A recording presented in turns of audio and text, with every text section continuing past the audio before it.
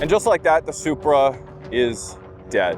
It's been a good run though, 6 years, but they haven't announced a next generation Supra just yet. The one behind me, the final edition, is the last one, but I'm gonna tell you why you shouldn't be panicking just yet. God, it feels so good to be back in a Supra again. Most of the Supras I've driven, as you guys probably know, have been modified. So this was kind of my last chance to drive the Mark V Supra, and I couldn't say no. It even smells like a BMW, and that's one of the reasons why, actually, this is coming to an end. BMW effectively has decided that the Z4 is going out of production, and therefore, Toyota had to make a decision whether to continue to update this with new tech, safety standards, emissions controls that are coming in, especially over in Europe, and they decided it was just not financially viable, or it wasn't gonna make enough sense. So it has no bump in power. It's still making the same 382 horsepower, 368 pound-feet of torque from, of course, the legendary B58 3-liter inline-six. Of course, they had to limit it in production. They only are making 1,300 of these for the North American market, 25 of which are up here in Canada. But before we get into all the modifications and kind of a little bit of my anxiety about the future and the next generation Supra, let's give it some gas.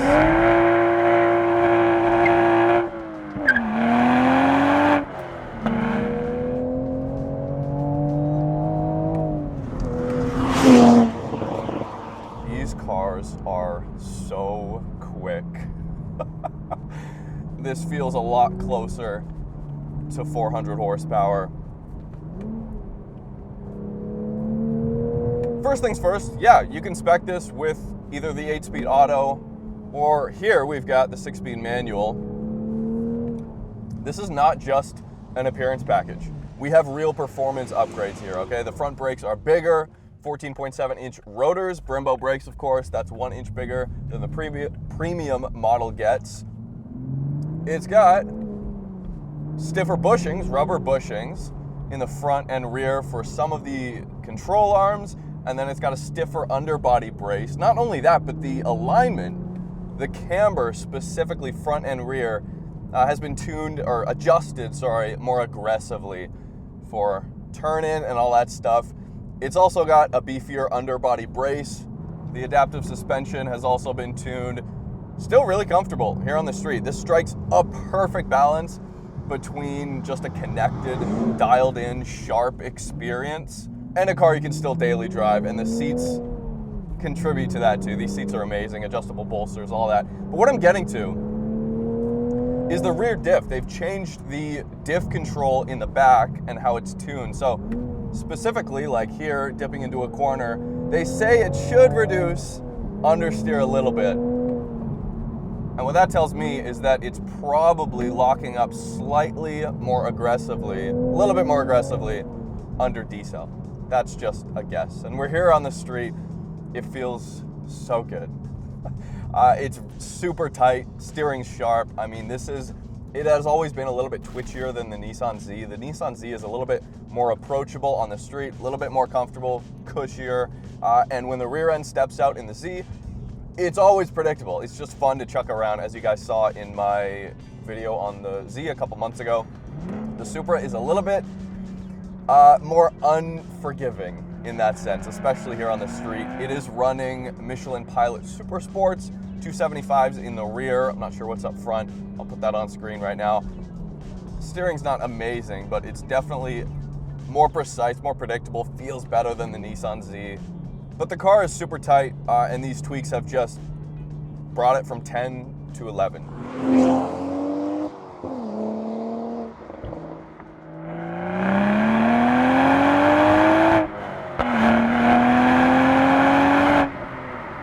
The turbo, they've just managed to tune it in a way that's not unpredictable, that it gives you a huge shove, but it's not a snap. It's not just a flat table of torque that ramps up really quick and then dies off.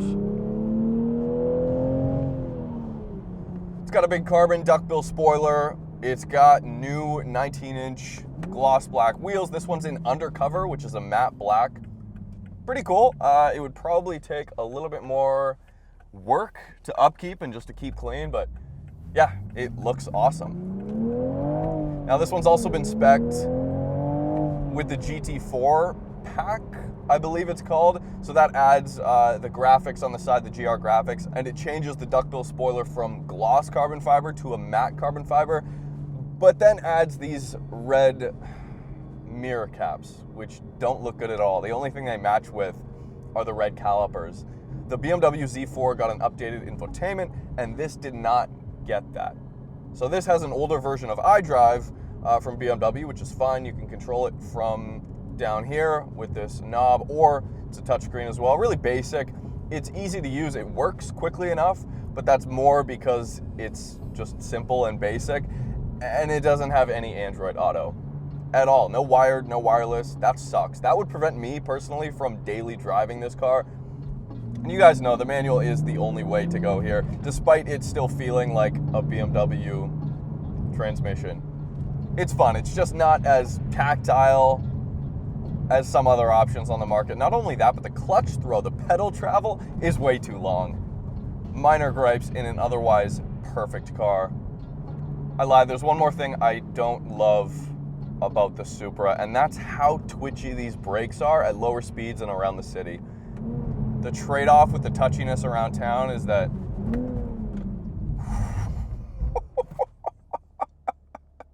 you just get unbelievable stopping power.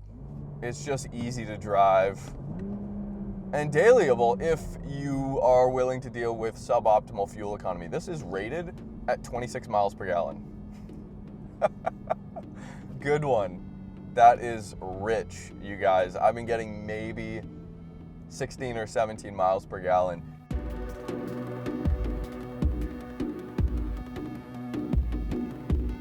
But the main reason why I'm not too nervous about what the next Supra is going to be is because GR has time. GR, of course, just announced a couple of months ago the GR GT, which shows me that they are ready to just stuff a ton of R&D and money behind great enthusiast products. On the other side of things, you have Nissan with the GTR. They have nothing right now. Nissan has the Z, which is based on the 370Z at the core of it, and a lot of people are just eagerly anticipating the new GTR. And it's kind of stuck in limbo. A lot of manufacturers, I feel like, are waiting and are unsure about what future regulations are going to be when it comes to fuel efficiency and whether or not to go EV, hybrid, naturally aspirated, automatic, or manual, right? And we saw that with the Porsche Cayman, the next generation Cayman, originally slated to be EV only. Recently, just about 6 months ago, they backtracked on that, and now it looks like they should have, at the very least, a hybrid. GR has so much time. They've got the Corolla, they've got the 8.6 still, which is old at this point, and of course, the GR GT. Here's where it gets interesting. If you guys saw my recent MR2 video, I talked about the next generation MR2, which Toyota has discussed, not at length, but they've given a lot of details before even announcing the car. And one of those details was that they are developing, confirmed, a 2-liter turbocharged 4-cylinder engine. Quote, sorry, I shouldn't quote because I'm going to get this slightly wrong, but they're developing it for different engine configurations. And that means not just mid-engine. Specifically, they mention front engine. And they also said it will be built with a hybrid setup in mind. So that leaves the door open for a non-hybrid version. But for me, the next Supra, it looks like, if I had to bet, is going to be a front engine 4-cylinder turbo car. We saw how well that went with the current generation Supra. There's a reason why for this final model year there is no 4-cylinder. I just hope that they learned from AMG and the most recent C63. That's all I'm hoping for. That is the evidence. That's my case, you guys. But I highly doubt GR and Toyota are developing a new 6-cylinder engine for a next generation Supra.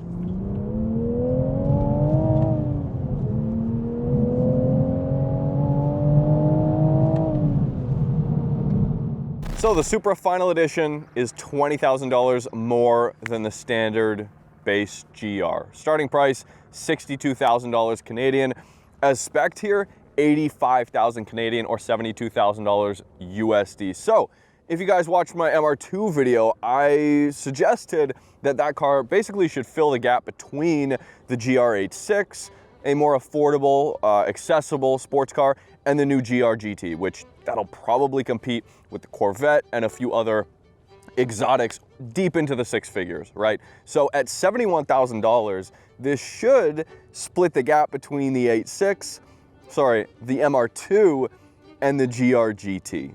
So as it sits, $72,000 USD is a lot of money, but it's rare, and you guys, this is the best version of the Supra by a long shot. It's just dialed in that little extra amount that, especially if you're gonna be driving this hard on the weekends or on the track, this is definitely the one to get.